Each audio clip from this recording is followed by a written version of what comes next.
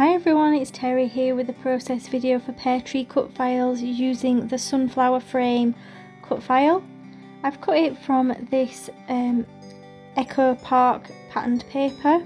It's difficult to see it exactly because what I'm doing is I've left it on the Cricut mat that it's stuck to, and I'm just adding my mixed media on so that it goes over the whole of the sunflower, including all the individual petals. I'm just using two different colours of Distress Oxide. I think I've got Fossilised Amber and Pumpkin. I'm just blending them over the top of that patterned paper. I've just pulled out my lighter yellow, which is Squeezed Lemonade, so I'm just kind of blending it around in a kind of circular motion, give a bit of an ombre type effect, and then I'm going to take it off the mat ready to use on my layout.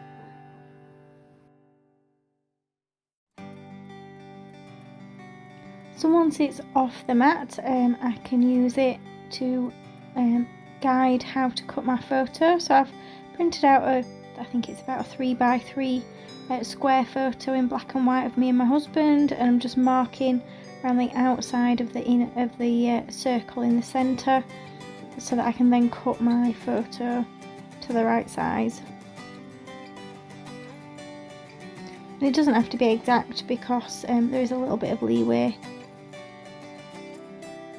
So I want to create a bit of a mixed media background for this sunflower to sit on.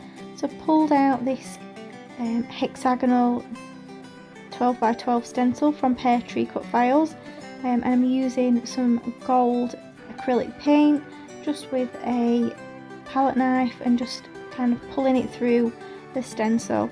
I've gone with kind of the hexagons because I feel like it's a bit of a bee kind of idea, with like florals and stuff. And I've gone with gold because it's a similar colourway to what I've used. I want to keep it all warm and try and pick similar colours. So what I'm going to do now is I'm going to go round my cut file that I've stuck down flush to my layout background, and then I'm going to add all the individual petals. Now I'm doing this by sticking the edge that's closest to the centre flat to the layout, and then adding foam to the tip of the petal. This really does add dimension and makes the flower look a little bit more realistic. And then the smaller petals that are kind of hidden behind the larger ones, I've actually just stuck them flush to the background, so you kind of get two different versions of the petals, some that are flat and some that are kind of bent upwards. So you can see my finished flower, and what I'm doing is I've gone through that Simple Stories sticker book, and I've stuck the stickers onto white cardstock and then cut them out, simply because the stickers are a little bit thin and they're on like a paper, and I want them to stand out against the on top of all the different layers. So I'm just creating my title, and I've pulled out these travel words, and I've gone with this orange one that says adventure, and I've been able to bend it round the photo because it's quite a kind of a scripty font. And then I'm just using some small glittery gold letters that say hello.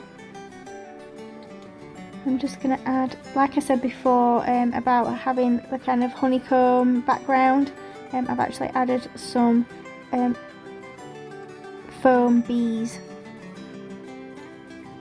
and then I'm just tucking in some other smaller floral stickers to the kind of bottom right hand corner of the photo.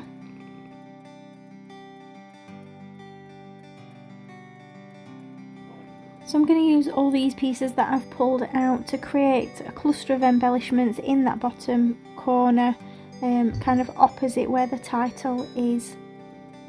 And as you can see, I've pulled out all the stickers, apart from obviously the leaves, are in the same colourway that I've picked for the sunflower, so oranges and yellows, because I don't want to detract from that big beautiful floral piece.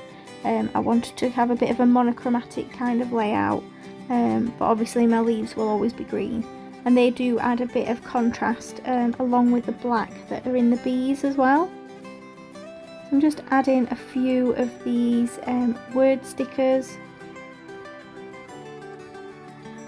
on that kind of right hand side of the layout again. As soon as I saw this cut file from Marie, I knew exactly what I wanted to do with it, and that doesn't always happen. Sometimes I kind of have to think a little bit about what I want to do and create, but yeah, I've been desperate to get this layout done because it's just been sat in my mind for ages. So I'm just tucking in a few little florals around those word stickers.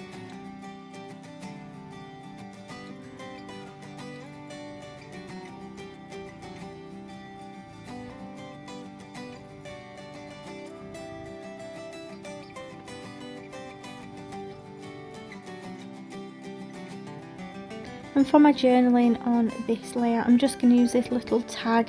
I've not got a huge amount of anything that I want to say about this photo. It's just a nice photo that I took of the two of us in the sunshine on holiday. So yeah, so it didn't quite have a particular story behind it or anything. It was just a nice photo.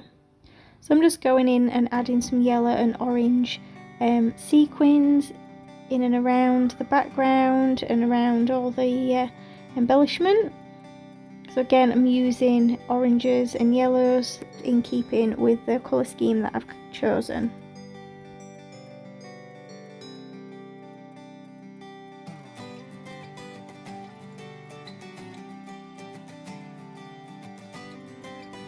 And I feel like this layout just needs a bit of contrast, so what I do is I'm using some Nouveau drops to create kind of a flying trail, I don't know what you'd call it, for my bees with black Nouveau drops.